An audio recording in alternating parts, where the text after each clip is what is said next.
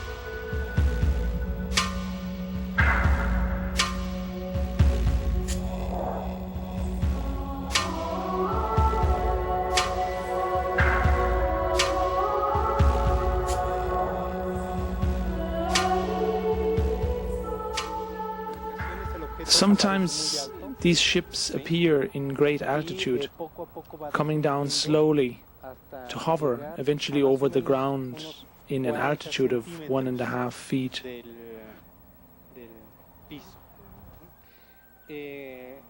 lo que ocurre es que conforme más alto, más arriba, When it is still in great altitude, the movements of the ship are very unstable, but when it hovers over the ground, it is completely static. Aquí cerca del terreno, ¿sí? El objeto está estático. But it also happens that the ship suddenly appears right on this spot. For me, it's like a kind of magic. They come directly out of the light, slowly, part for part. Their body emerges out of this wall of light. Carlos has been having contacts for the last 18 years, but maybe only in 2 of them I had the consciousness that he was going to have a contact. So I was helping him to get dressed and to be warm so he wouldn't get sick.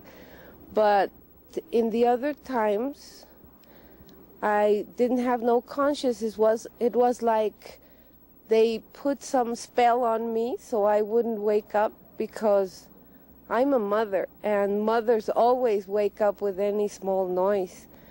But not anymore. I never notice when he goes to a contact. Twice in this last 18 years, I was aware that Carlos was not in bed. I woke up and he wasn't there.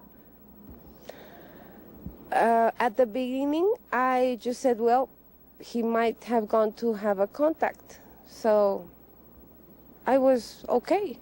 I was feeling fine. Didn't you have the temptation to go out? I had never had the temptation to spy on him. Never. Why? I don't know. I am very curious, and I really would like to know more about his contacts, but I never felt the need to spy on him.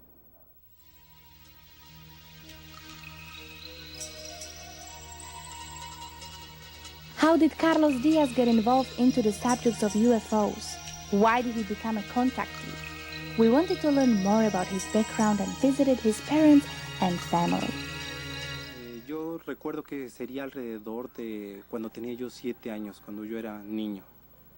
I was very little, around 7. It was at Christmas or the New Year, I'm not sure anymore. And we were coming back home from my grandmother's house. My father was carrying me and was protecting me with a blanket. I woke up in the arms of my father and looked at the sky and saw a round thing with a ring around it, going from south to north over the city, Mexico City. Un objeto circular rodeado por un anillo.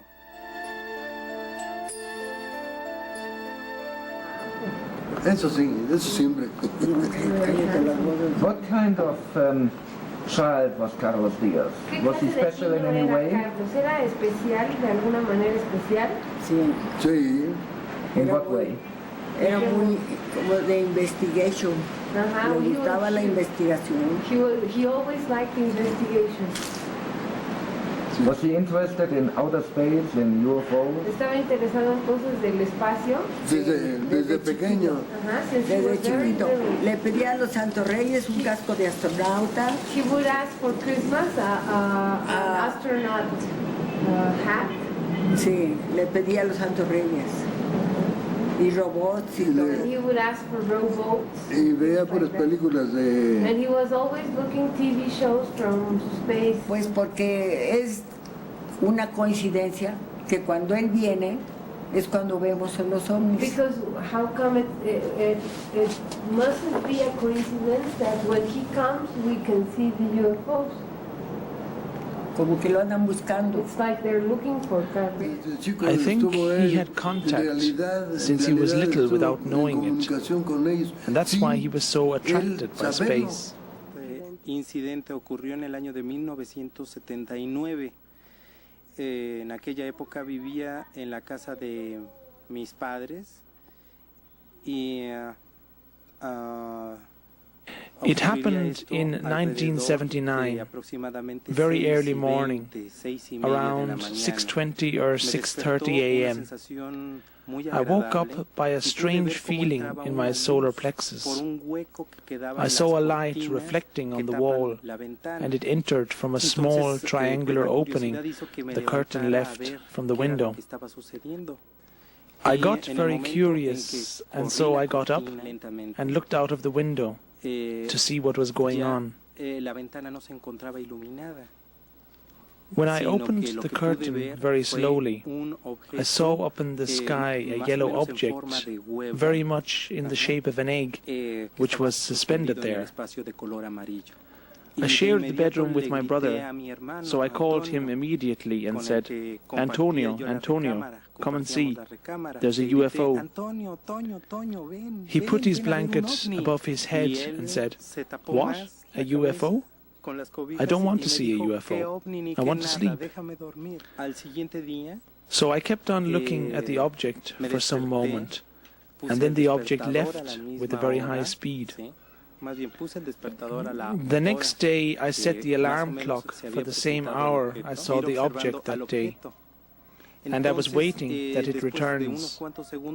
And indeed I saw the object again, and after a few seconds the object flew away again.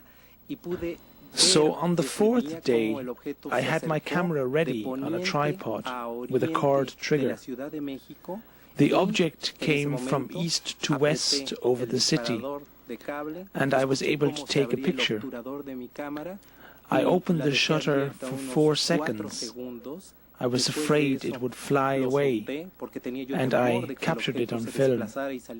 I was very glad I did that, to have an evidence in my hands for my brother. Creo que a las 4 de la mañana.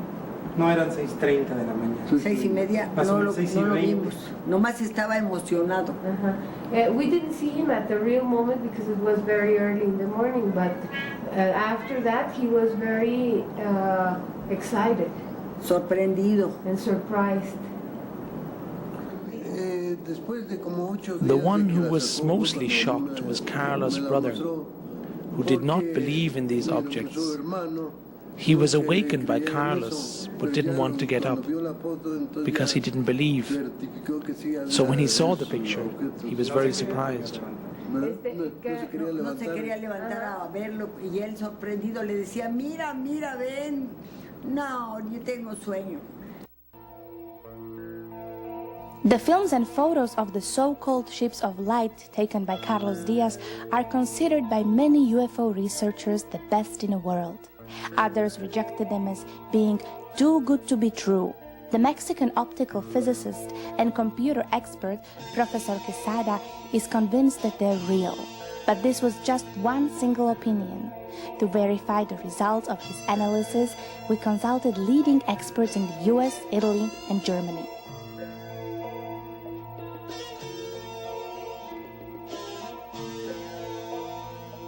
The Village Lab in Tempe, Arizona is specialized in image processing and computer-animated special effects for music videos and Hollywood blockbusters.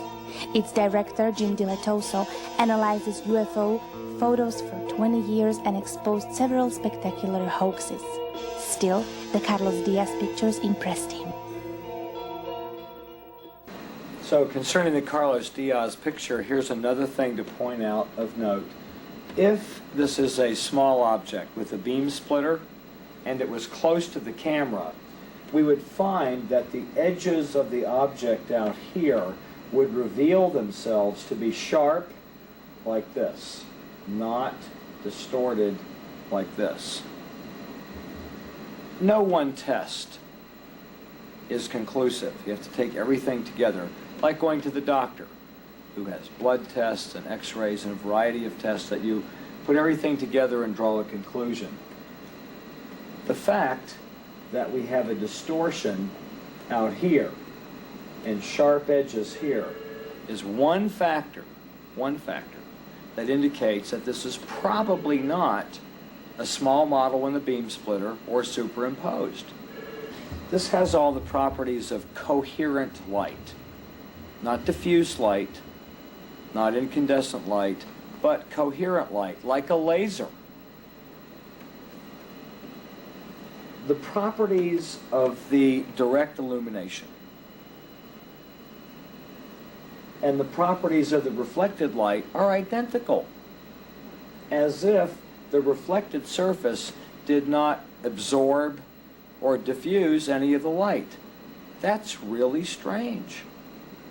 That's really strange. It's like the light is coming and bouncing off of that surface as if it's an absolutely precision polished mirror. No absorption or changing in the light characteristics at all. In fact, the brightness is almost identical. These colors are not distorting and blending together. It'd be like having a red laser and a yellow laser right beside each other, and they are not blending, making a new color. In fact,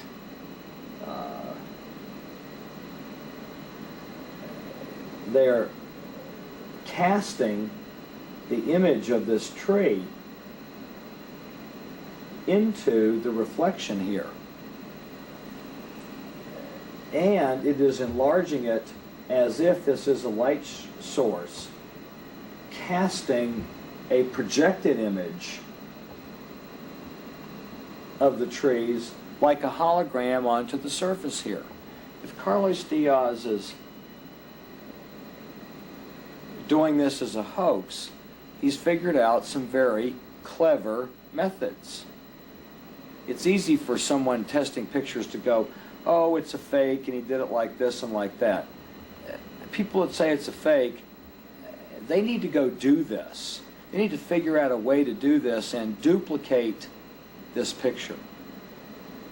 I can't figure out how it would be done with ordinary or even extraordinary tools and supplies that are around.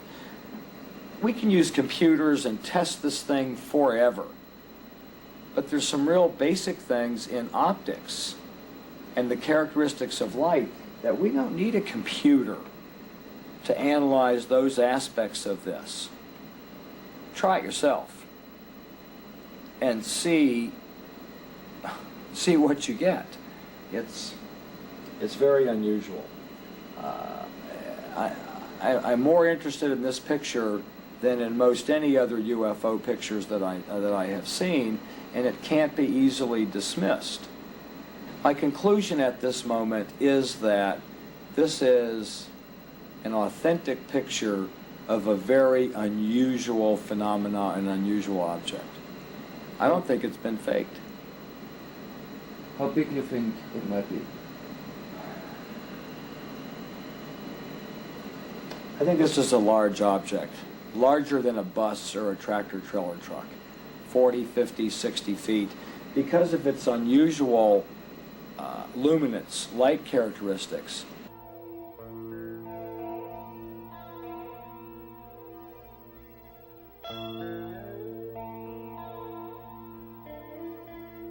Robert Nathan is considered the father of image processing. He conceived it in the 60s and developed it ever since. He made NASA's Jet Propulsion Lab to the first in the field, the processor for all photos sent to Earth by NASA's both manned and unmanned space missions. Being a skeptic regarding the existence of UFOs, Dr. Nathan was the first address for us to consult. I've been presented this image a year or so ago, and I didn't give it any particular amount of time.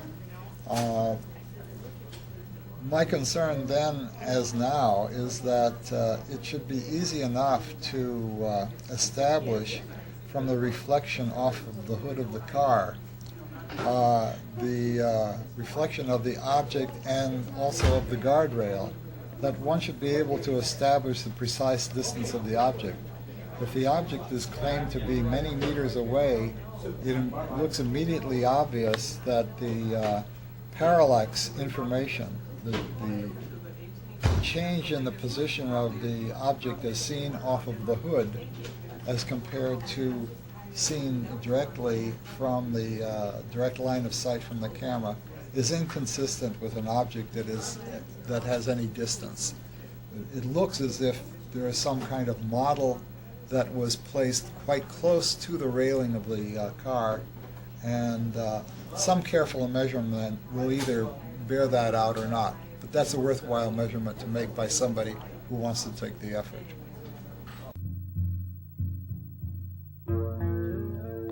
Following Dr. Nathan's recommendations, we asked Diaz to take us to the site where he shot his pictures to verify the landscape details and measure the distances.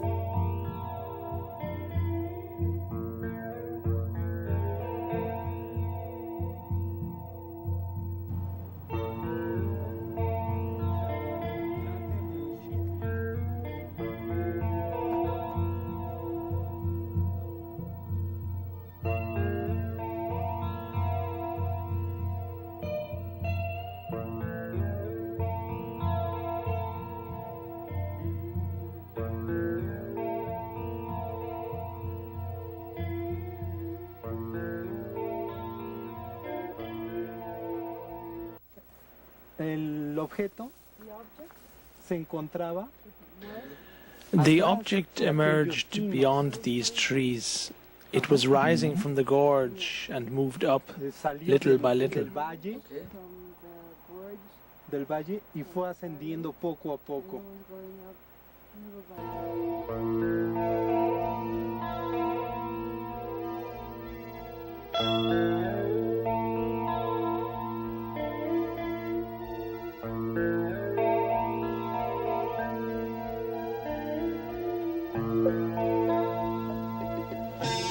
We supplied first-generation copies of the original slides and the acquired data to 3 international experts in Italy, the US, and Germany who were willing to analyze the Diaz photographs and make the calculations recommended by Professor Nathan.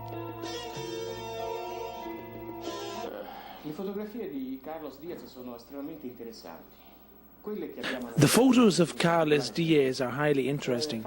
I tested 3 of them very carefully.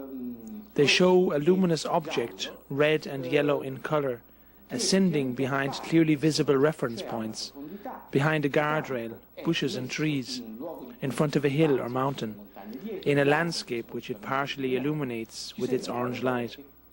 This object is absolutely real. It is not a montage. It is not projected into this scene.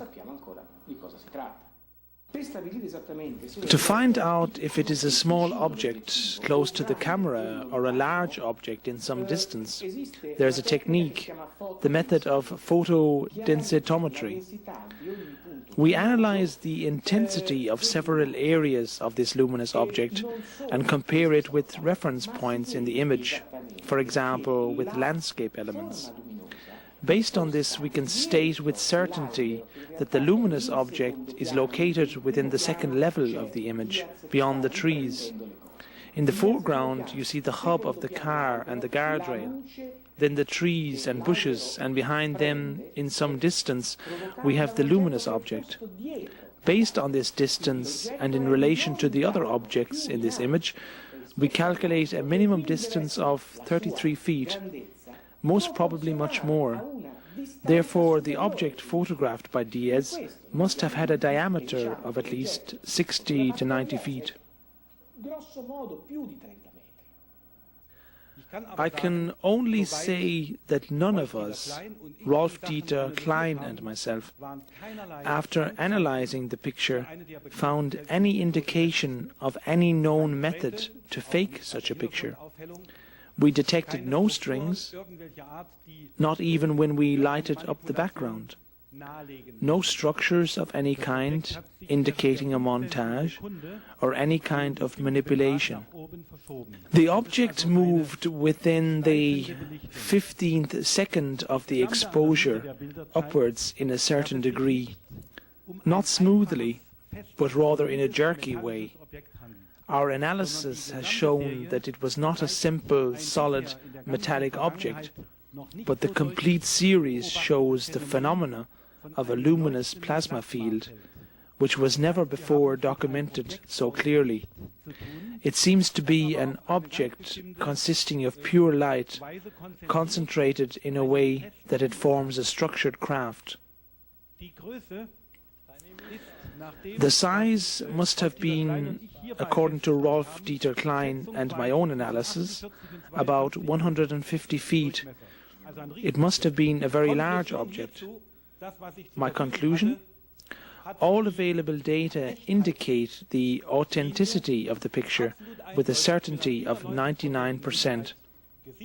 The hypothesis that it might have been a forgery collapsed. I looked at the picture both visually and on my computer quite extensively, and I cannot find anything in the picture that would make me think that it's a faked picture or a small model being photographed or a double exposure or any of the normal ways that pictures like this would be created if it was a artificial creation. My gut feeling is that the picture is probably the real thing. When a small object is photographed and then combined with a picture of trees and bushes, there's always a fringing effect around the edge of the tree branches and so forth that isn't the same as if you're photographing a real object. And I didn't detect any of that fringing that would make me think this was a composite picture. The trees don't look like miniature trees. I think they're real trees behind a real road guardrail. So I think the object itself is the size that it was stated to be and the size it appears to be. I would think the object would be something on the order of roughly 20 meters diameter, something on that size order. Back in Arizona, we showed Diletoso the first films taken by Carlos Diaz in 1991. This is a still picture. And I've looked at the video also. Like the still pictures, upon first viewing of the video, it looks very suspicious. It looks like an object suspended on a pendulum and moving. But upon more careful examination, the object is moving slowly. Momentum and mass movement around a pendulum would have it moving in a more regular motion. My theory is, having seen other photographs and video of UFOs flying and moving, is that they tether themselves somehow in our atmosphere relative to the surface of the planet and the magnetic fields of the Earth. Much like a boat with an anchor, that boat would be moving around the center point of an anchor. They look like they're moving around a pendulum because they are. But not because it's fake, but because it's real. We found the same wobbling movement of the craft filmed by Carlos Diaz in several other authentic UFO films, including those taken by astronauts of the Space Shuttle in 1991 in the Earth orbit.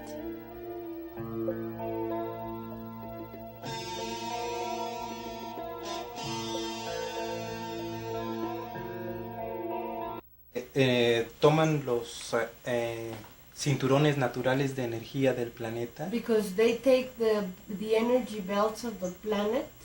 Y por momentos entran a ellos. And sometimes they travel in those belts, but sometimes they jump out of the belts. Y se dejan ir por la energía. And when they're in the belts, they let themselves go, flowing with the energy.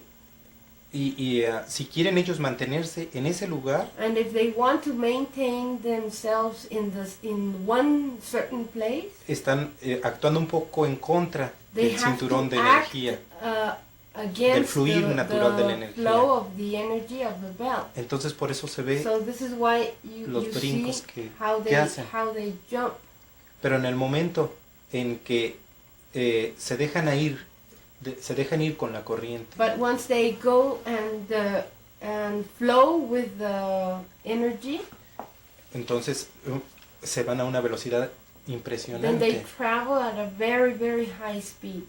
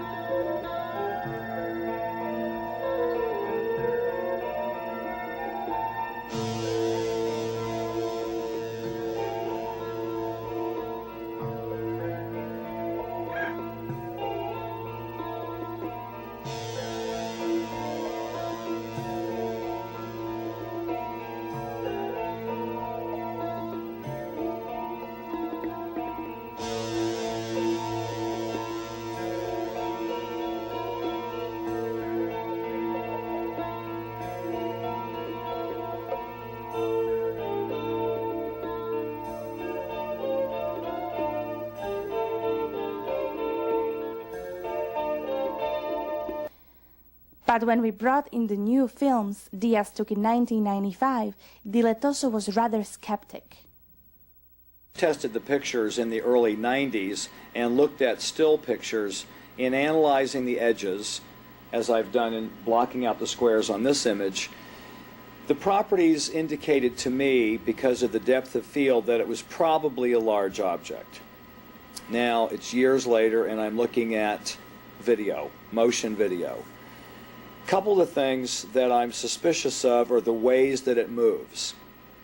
Now, optically, the edges make sense that it is probably a large object. Probably a large object. At different opportunities during my encounters, I experienced how a beam of light shot out of the craft. This beam of light has the purpose to bring insects, plants, pollen, small and bigger animals aboard the ship, and sometimes we too, my friend and I, were brought aboard by such a ray. This beam directly forms and emerges from the ship and consists of the same light or energy as the ship itself. Doesn't exactly look like a large object when it's zoomed on by the properties of the edges. There are some confusing and disorienting things about it. The ray of light that comes down, when we look at it frame by frame, the light on the ray comes on and goes off in the same way. It's darker at the top than it is at the bottom. In the first frame of the 7 frames that the light is on, 14 fields. And it goes off the same way, with the top being darker than the bottom. See, this is the top, and this is darker, the luminosity is darker than the bottom. And it comes on that way, and it goes off that way. I found in each incident where the light comes on that at this spot, this one, this one, this one, we have a little mark, a little pock mark that looks like, if it's a fluorescent painted stick, maybe it's a little bubble that was on the paint. When the object moves, it tends to wobble, like maybe it's connected to this ray is the stick. If this were an extraterrestrial spacecraft, it might not be unusual that light can move top to bottom or bottom to top at a speed slower than the speed of light, because the variance is between one frame, 1/30th of a second. Well, if it was at the speed of light, we wouldn't even see it in a frame. It'd be off and then on. You see what I'm saying? Sure. It'd be absolute black in one frame, and 1/30th of a second later, the whole frame would be on. Now, the coincidence that we might catch a frame in motion could exist, but for the fact that every single time that the ray comes on, it comes on and goes off identically the same way, with it being the darkest at the top and the brightest at the bottom. Which is curious. So, I'm still trying to understand it. What the expert didn't know is that we already located an eyewitness for the very phenomenon Diaz has filmed. A Tepoztlan taxi driver on a night shift saw exactly the same orange disc when it was shooting rays down to the ground.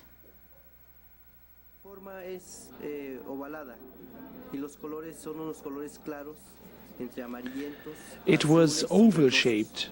Its colors were bright, yellow, orange, and red.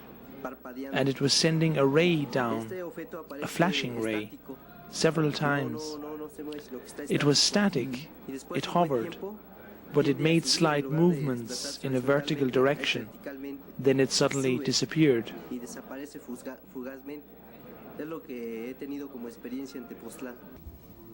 Anyway, we were still skeptical about the new footage. But since one of the films contained clear foreground data, it was easy to find out if it was filmed in the real nature or on a tabletop with the use of a miniature tree. We therefore asked Diaz to take us to the site where he took his film.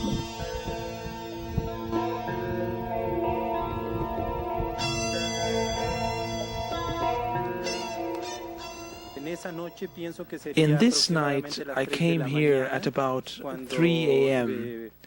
when the ship first hovered right here on this side, before it flew over the tree to come down on the other side. I set up my tripod, fixed the camera on top of it, and began to shoot, when the object started to move up and down behind the tree. In order to get the best possible close-up, I zoomed in several times. This is how I shot the footage I gave you the other day. No film which just shows a luminous object at night can ever be conclusive, unless it shows verifiable foreground data. But in this film, we have foreground data. The object is partially covered by the branches of a tree. Is it a large tree? We asked Carlos Diaz to take us to the site where he claimed he shot the film. We measured the diameter of the tree, the distance from the camera, we compared the zoom range of the camera, and we shot a lot of comparative footage from the same perspective. In our studio, using false colors to enhance the image, we were able to uncover details on the film not visible when you just view it. You have the same shape of the tree, the same right angle between the trunk and the branches, the same extended branches on the right side, and a second round tree or bush right in front of it. Although we were there years later, this is enough correlation to say it was the same tree in the same perspective. Any possibility of a montage or blue box effect? No. There's a direct interaction between the object and the tree. The tree vibrates, obviously touched by the energy field of the craft. And the glow of the craft slightly illuminates both the tree and the bush. This footage is real. It shows a large craft, and it is one of the best UFO films ever taken.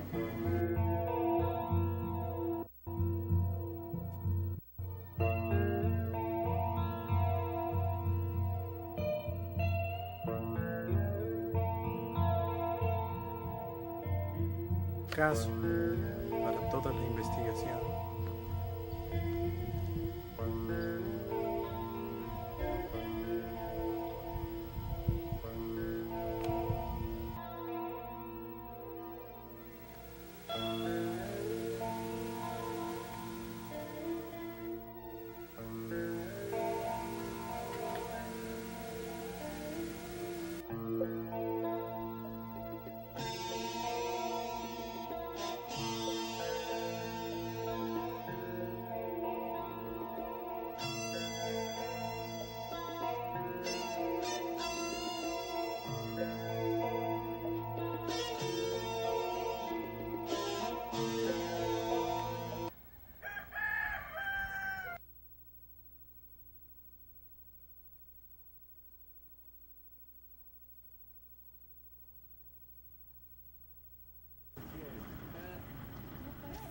Soweit es geht.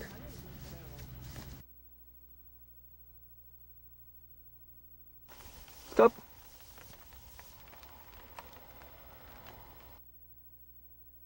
After a careful measurement, we found the tree to be 35 feet wide, with a distance of 345 feet from the camera. Therefore, the craft was at least 60 feet in diameter.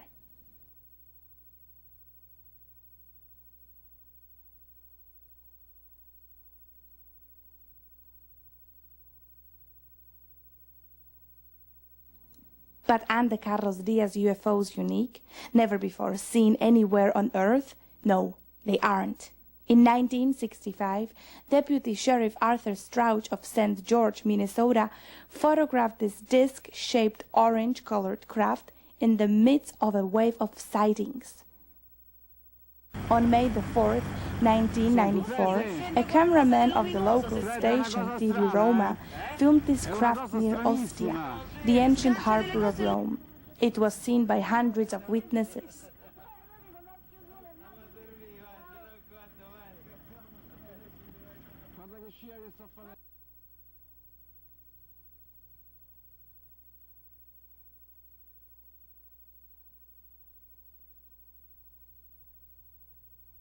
In the enlargement, the same details are visible as on the Diaz films. Furthermore, little bolts of light are obviously dropped from the main craft, the same type of luminous spheres as they are regularly seen over Tepoztlán.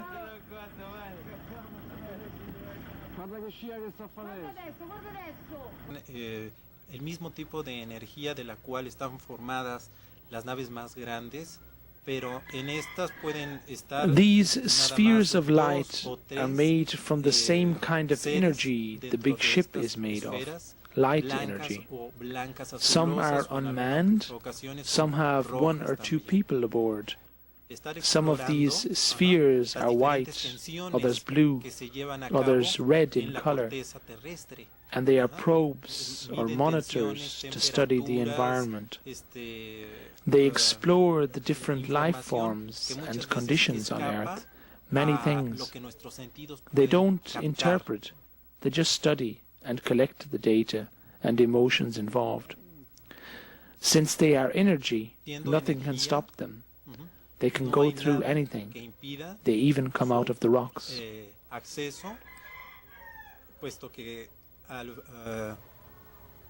Ahora sí, siendo energía, no hay nada que los pueda detener. Another film was taken on August 23rd, 1994, by Daryl Spence in Mansfield, England. Again, it shows an orange-reddish disc which suddenly lights up, just as in one of the Diaz films.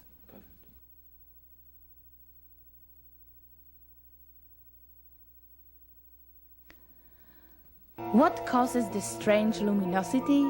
We still don't know, but one who might have had an answer was the late Colonel Philip Corso, a member of the National Security Council under President Eisenhower and head of the U.S. Army Foreign Technology Desk.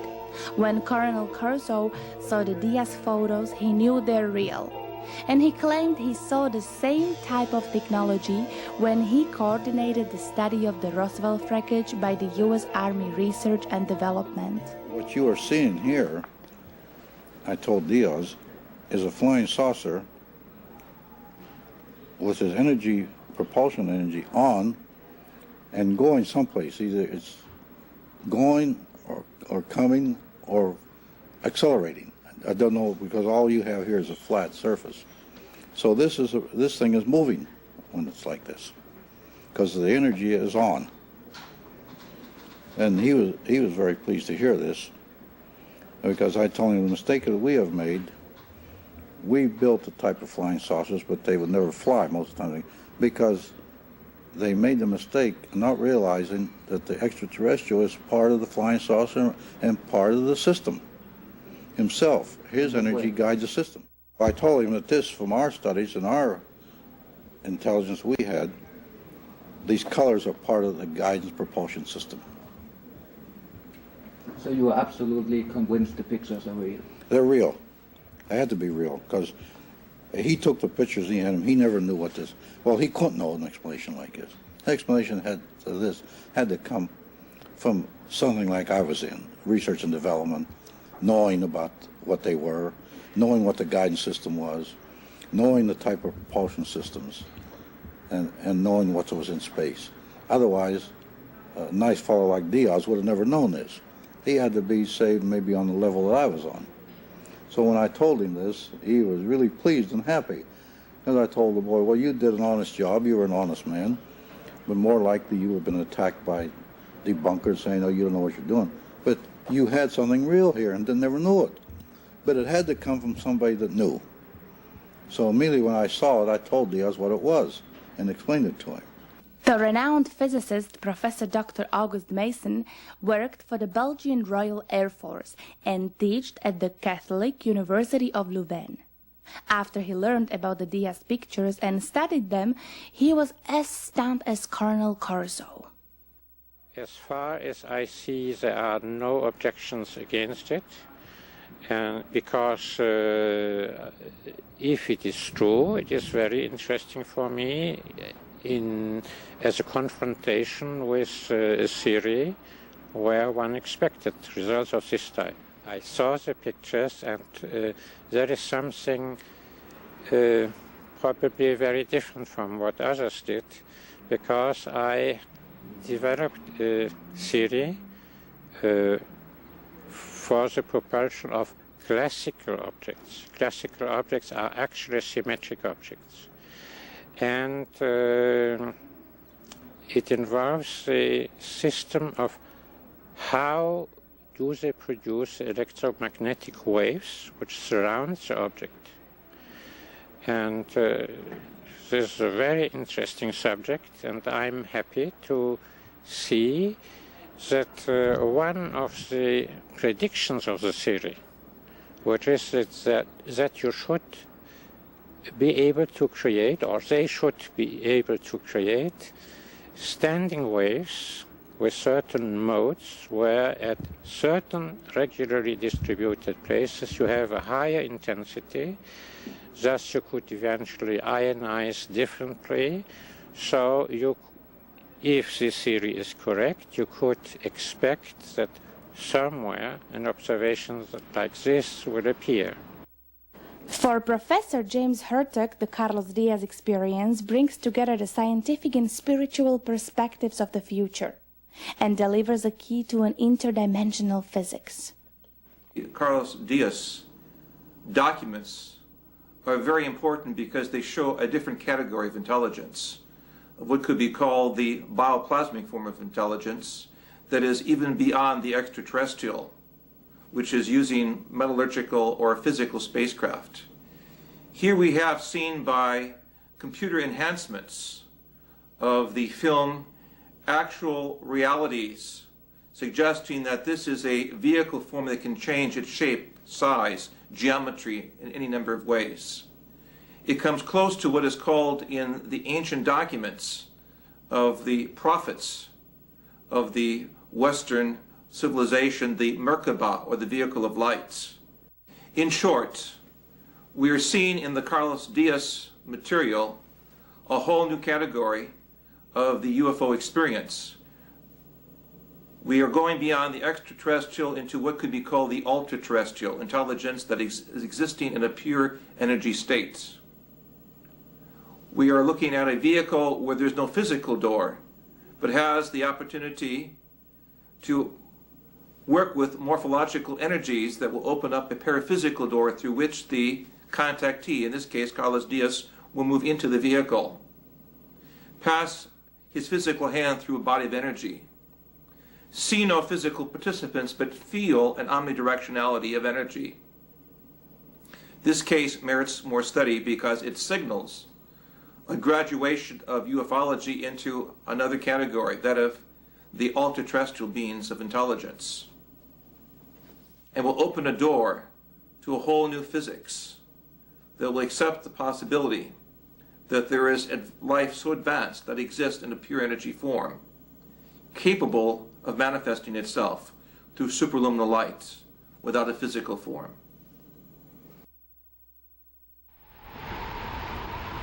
Is the Carlos Diaz ship of light an interdimensional gate? A projection from a parallel universe? An alien spacecraft? Why does it appear so frequently over the village of Tepoztlan? Is there any connection to the ancient cultures of Central America? Only the experience of a simple young man from Mexico might be the answer to all these questions. Es la primera vez que él me invitó conscientemente a entrar a una nave. Vi cómo él se metía a esta neblina de luz. The first time he invited me to go consciously into a ship, I saw my friend getting in first. He went through this fog-like light when more than half of his body was inside of the light. His body got sucked into the object. So what I did first is that I put one hand into the light to feel, and to my surprise it went through the light, and inside I felt a nice temperature. When I took my hand out, I was very relieved to see it was still in one piece. So that gave me the confidence to walk in, and when I had my body halfway inside the object, I was sucked into it too. But once you are into it, there is nothing you can see. You just see yellow light all over. You don't feel your toes, you don't feel the floor, but the sensation is very peculiar, because you feel very peaceful with a lot of love within you. Lo que habíamos hecho era salir del objeto, salir de esa gran nave. Y empezamos, me di cuenta que estábamos en el interior de una gran Once, when I came out of the yellow light, I realized I was not at the same place, but I was in a big cave. It had stalactites and stalagmites, and between them I saw several sculptures and ornaments, which were of the art of the Maya culture. This big cave was the place where the ship hovered, and there was a kind of path we walked through, and we came to another cave, and I saw there many people who were very kind to me and greeted me, very nice people. But the particular thing about this cave was that there were 7 egg-like spheres of yellow light. After we got to this place, my friend stuck his hand into one of the eggs and took out a small bowl of light, also yellow, and said that this little bowl could project a ray that would touch my 7th vertebrae in the middle of the spine, and it would take all the information which is in my neurons. Y me dijo que por medio de esta esfera saldría un haz de luz que me colocarían en la 7ª vértebra cervical o a la mitad de la columna.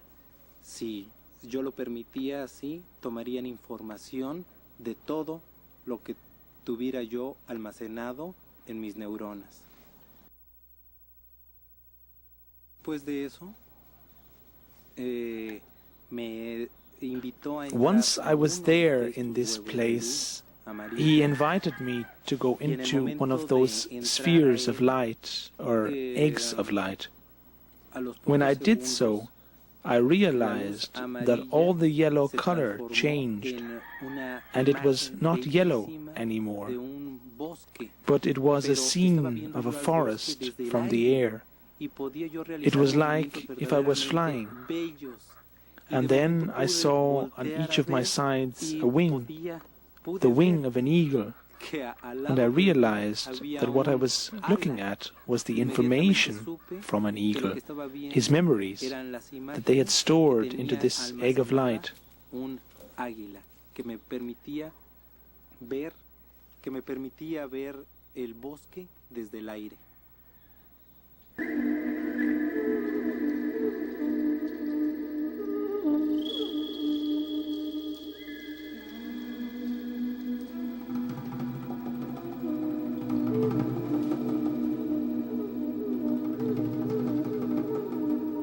Does Carlos' experience indicate a connection to the ancient culture of the Maya, one of the oldest and most mysterious civilizations on the American continent?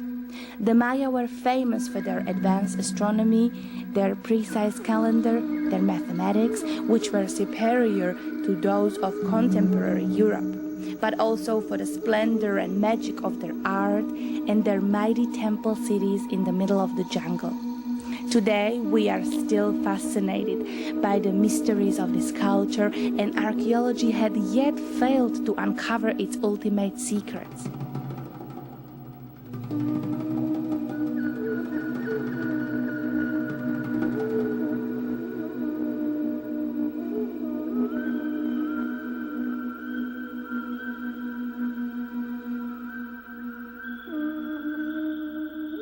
Several researchers speculated about a possible extraterrestrial connection. Indeed, the Mayan mythology mentions that sons and elders of the stars teach their people in ancient times and speaks of 400 young men who visited Earth and later returned to the Pleiades.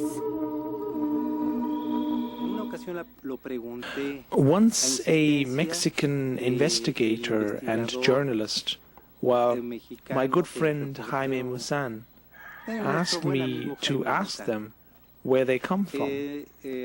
So when I was with one of them the next time, we were walking near Mextitla. I asked him, "Where are you from?" And he smiled at me and said, "Look, Carlos, I can give you the name of any star, any constellation, any galaxy.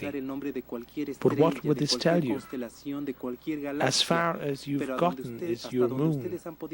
So it makes no sense if I tell you where we come from, since you can't go there and verify." For me, this answer was enough, even though, when I was with them, I once heard them to mention a star named Maya, and when I looked into an astronomy book, I found out that there is, in the constellation of the Pleiades, a star named Maya. Maybe this is where they come from, but I really don't know.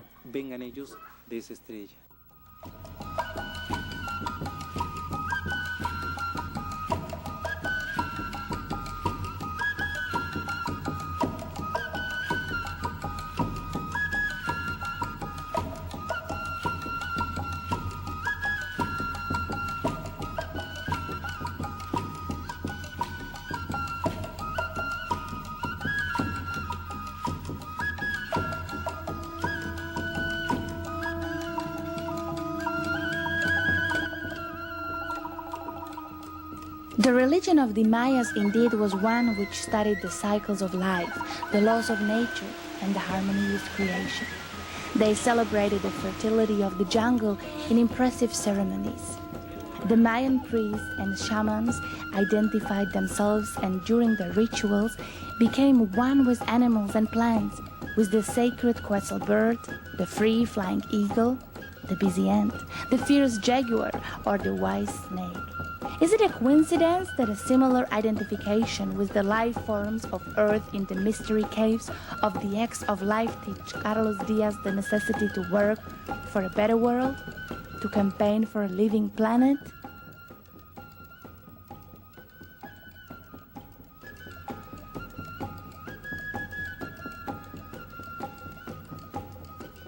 Después de eso, salí de la esfera o de este huevo de luz y pude entender que ellos han almacenado en estas esferas de luz muchísima información, no nada más de seres humanos, sino creo que de After entering these spheres or eggs of life, I understood that they store a great wealth of information in them, not just about human beings, but about all forms, all manifestations of life.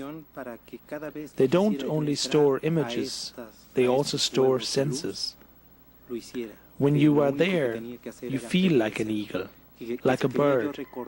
I felt joy, I felt fear, and I have seen many types of environments: the sea, the ice, jungles. What I have learned from this is that every living thing is important for this wonderful planet. They also offered to show me what they have stored about the past of my own life, but I didn't want to know, because what I want to do is to go forward and to try to act with all the things I have learned to live this experience. I had experienced that there is a wonderful interaction between all living things, but this interaction went out of control. Every individual, every species is an important part of this interaction.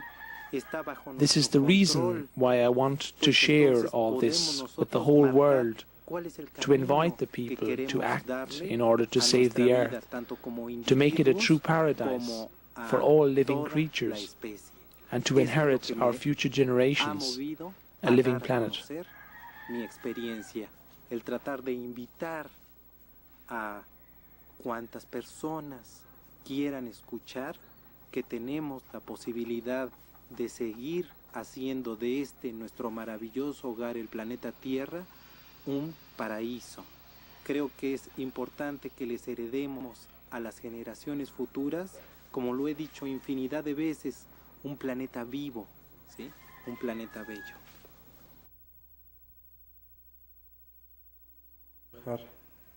Al campo de fútbol y espero que se presente algo, puesto que la sensación es bellísima, es muy fuerte, y creo que aquí me van a hacer compañía estos dos buenos amigos.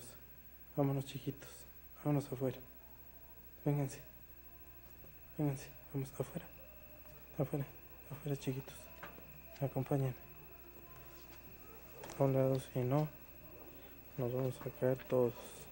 In this night in January of 1998, I woke up feeling this very sensation. It was just after midnight.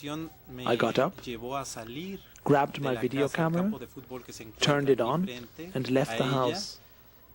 I walked the short way to the football field next to my house, followed by my two dogs. I waited out there in the midst of the football field, the camera still running. Since I had nothing better to do, I filmed some stars and the moon as points of reference, and you can see that in the video. Únicamente luz amarilla.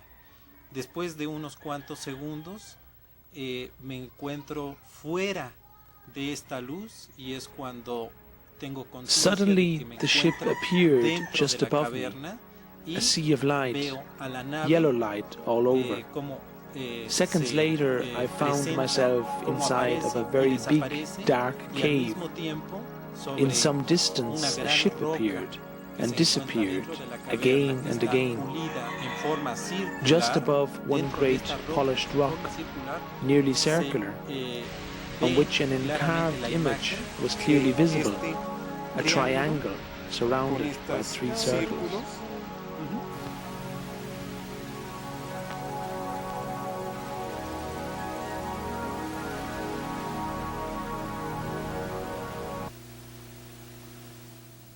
A sign? The same symbol appeared in July 1991 in a wheat field near Barbary Castle, England. Its origin, like those of others of the mysterious crop circles, was never satisfactorily explained. The triangle means the interaction between soul, body and mind, the harmony that should exist between these three states of a living being.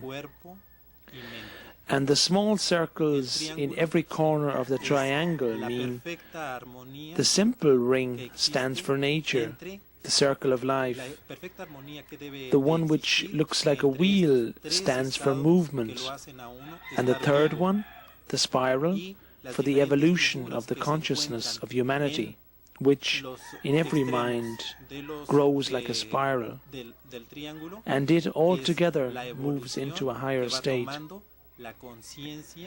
It was meant to teach me exactly what I felt.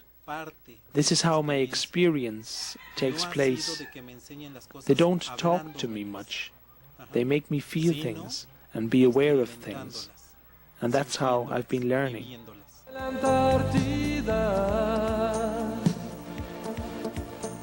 Pero no azul de destrucción, de bosques que han muerto de inanición, por desechos de mercurio, de fundición.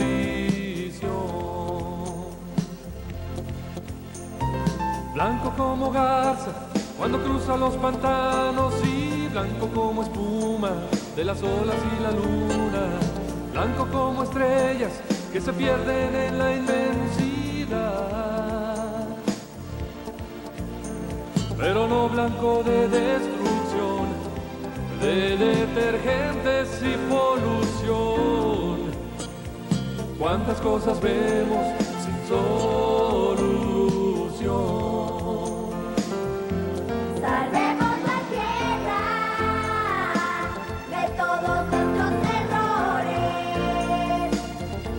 Limpiemos el aire, amemos las plantas y los animales. La madre tierra es la casa en la que todos vivimos. ¿A dónde nos cambiaremos si ella nos falta y queremos vivir?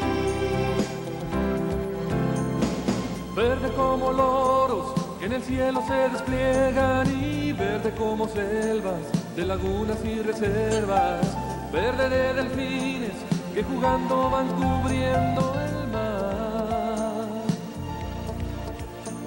pero no verde de destrucción, de colorantes y combustión, de seres extintos por ambición. Salvemos la tierra de todos nuestros errores. Limpiemos el aire, amemos las plantas y los animales. La madre tierra es la casa en la que todos vivimos. ¿A dónde nos cambiaremos? Estamos viviendo un momento realmente histórico para la especie humana.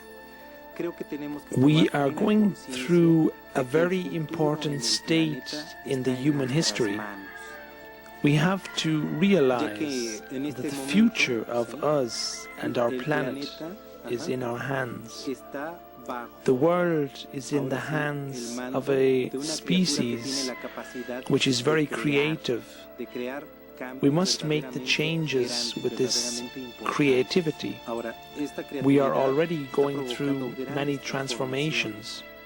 transformaciones This han sido, creativity en muchos sentidos, does the transformations, verdaderamente positivas, but these pero en transformations otras, can be positive or they can be están negative. actuando en contra And the de la negative vitalidad de ones nuestro are those propio which are hogar. Y destroying creo que en el nature, momento en que the vitality ponemos of the en una planet. balanza las dos partes de la creatividad del hombre, nos daremos cuenta que está dominando más aquella que está acabando con la vitalidad del planeta. If we don't Al dar a conocer put into esta balance the experiencia, positive es and the el de negative things invitar which we are doing with a our todas own aquellas creativity, personas que quieran the escuchar, negative side que will get quieran more and more ver, powerful que quieran and destroy sentir life on earth. lo maravilloso que es estar vivos y la maravillosa posibilidad que tenemos de actuar para poder seguir haciendo de este planeta un planeta vivo. Creo que My intention in sharing this with you all is to invite people to act so we can keep working for life. I want to invite the people who want to listen, who want to see, who want to do something about it, to work for life on earth so we can keep this earth alive. I don't share my experiences with the world to convince people of the existence of extraterrestrial life, but this experience has made me aware of the wonderful home we have. And I do believe that if we learn to respect and love life, the encounter with them will be inevitable. A amar y a respetar la vida, encuentro con ellos es inevitable. Indeed, it seems that the Valley of Tepoztlan, a land considered sacred by its inhabitants even today, is like the eye of a hurricane, an island of peace between man and the nature.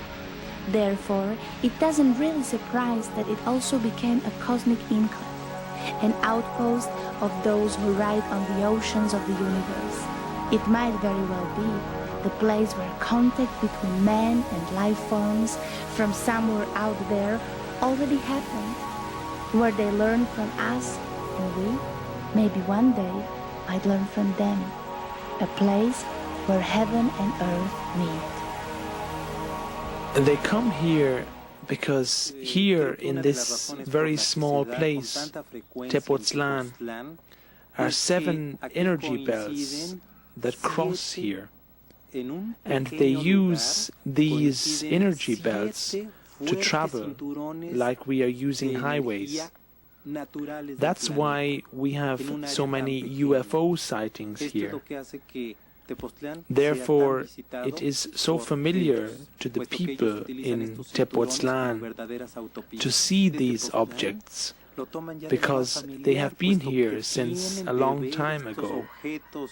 And for generations, people in this place have seen UFOs over the hills. It's a very magical place. It's very spiritual, it's very beautiful. It has traditions of strong contact with the Aztec gods. It's kind of a spiritual cutting-edge place in the New Age community in Mexico, and there's a political element here, a kind of expression of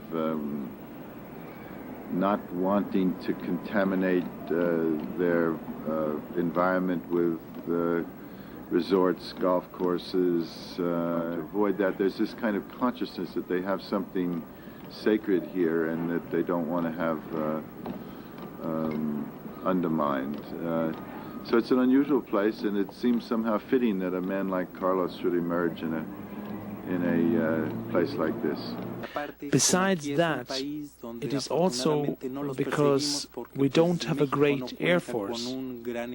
There is no way we can bother them. So they are safe here. They can operate here, undisturbed, because of the great freedom in Mexico. I do think there already is an open contact. If the contact is not being done or signed by politicians, it doesn't mean there is no open contact. They do live amongst us, and they are here since hundreds and thousands of years. They are here trying to understand why we act the way we do. They have learned many things from us. They even admire us as a species, because they say that we have evolved faster than they did as a civilization. But because of this hurry in our evolution, we do not really realize the damage we are doing to our planet in order to have more technology.